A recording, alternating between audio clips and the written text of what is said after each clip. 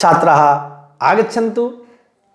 महाकवि कालिदास पाठे तृतीय भागे सर्वेषां स्वागतम। कहाँ तक पढ़ लिए थे हम लोग? विद्वान सोचते हैं कि विद्योत्माया विवाह केनापि मूर्खेण सह कारयिष्यामः। विद्योत्मा की विवाह किसी मूर्ख के साथ कराते हैं। ऐसा सोचने के बाद क्या होता है? आओ सेकंड पेज। स्वनिश्चयानुसारम ते एकस्य मूर्खस्य अन्वेषणाय बहिर्निर्गताः। स्वनिश्चयानुसारम, जो निश्चित किए थे कि मूर्ख के साथ विवाह कराएंगे, इसके लिए ते वे लोग एकस्य मूर्खस्य, एक मूर्ख के अन्वेषणाय, ढूंढने के लिए, अन्वेषण मतलब होता है खोज करने के लिए, ढूंढने के लिए बहिर्निर्गता, बाहर निकलते हैं। किंचित दूरम गत्वा ते एकम मूर्खम अपश्यन्।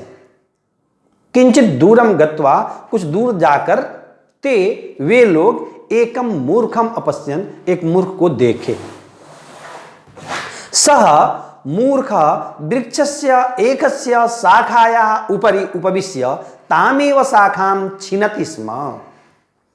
सह मूर्ख, वह मूर्ख, वृक्षस्य एकस्याः शाखायाः उपरि, वृक्ष के एक शाखा के ऊपर, उपविश्य बैठकर, तामेव उसी को, शाखाम उसी शाखा को, उसी डाल को, छिनति स्म काटता था।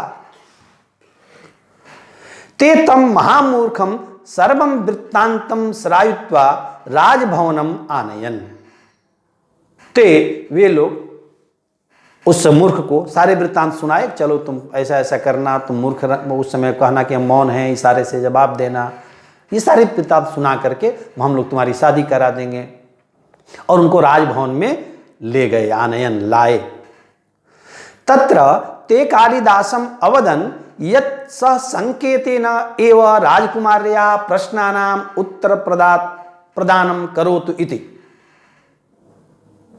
वो कहे कि राजकुमारी के प्रश्न का उत्तर कालिदास संकेत से देंगे, इशारों से देंगे, ऐसा किए। और शास्त्रार्थ प्रारब्ध,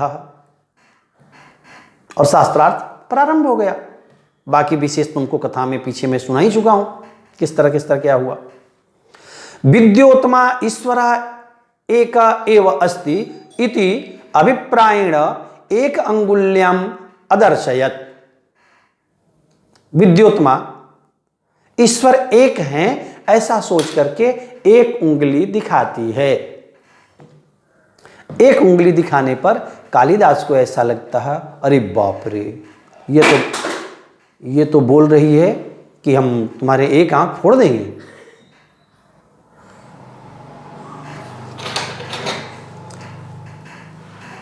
इदम दृष्ट्वा मूर्ख अक्रोधयत्। यह देख करके कालिदास को बहुत गुस्सा आया। ऐसा मम एकम नेत्रम स्फोटितुम कथयति। ये मेरे एक आंख फोड़ देने के लिए कह रही है। अहम तस्य उभे अपि नेत्रे स्फोटिष्यामि इति मनसि निधाय सा मूर्ख अंगुलिद्वयम अदर्शयत्। मैं तुम्हारा दोनों आंख फोड़ दूंगा, ऐसा सोच करके कालिदास उनके दो उंगली दिखाए। अब ज्यों ही दो उंगली दिखाए, ज्यों ही सारे विद्वान शोर कर दिए, जीत गए, जीत गए, जीत गए, जीत गए, जीत गए। विद्योत्मा पूछी, कैसे जीत गए? क्या तुमने कैसे, क्या प्रश्न किया था? क्या हम प्रश्न किए थे कि ईश्वर एक है? तो सारे विद्वान बोल दिए कि इसीलिए तो जीत गए। इन्होंने कहा ईश्वर एक है, लेकिन उसका रूप दो है, एक परमात्मा और एक जीवात्मा। एतद् दृष्ट्वा विद्योत्मा पंडितान अपृच्छन् अस्य कः अर्थः। इसका क्या अर्थ है? तो बताया कि तुम क्या पूछी थी? क्या हम पूछे थे ईश्वर एक है। पंडिता कथयन् हे देवी ऐसा कथयति यद्यपि ईश्वर एकः तथापि माया शक्तिं विना सह सृष्टिं रचयितुं न शक्नोति। अतः अस्या सृष्टेः कारणम् ईश्वरः तस्य माया शक्तिश्च। ईश्वर एक हैं, लेकिन ईश्वर एक है कौन? कहा कि परमात्मा। लेकिन माया शक्ति ये इस संसार में हम लोग हैं, और संसार में हमारे अंदर जो विराजमान आत्मा है वो परमात्मा का ही रूप है। माया से हम संसार में रहते हैं। तो ईश्वर इसलिए दो है, एक जीवात्मा और एक परमात्मा, माया शक्ति के अनुसार। विद्योत्मा बोली, ओ ये चीज बता रहे हैं। एतदिष्टो विद्योत्मा अंगुल स मूर्खा अंगुली द्वयम प्रदर्शत, इसलिए वो 2 उंगली दिखाती है।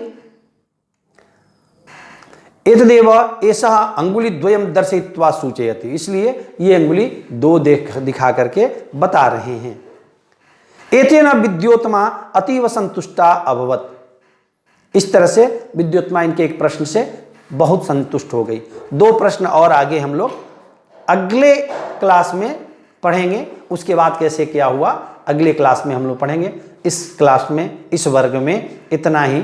धन्यवाद।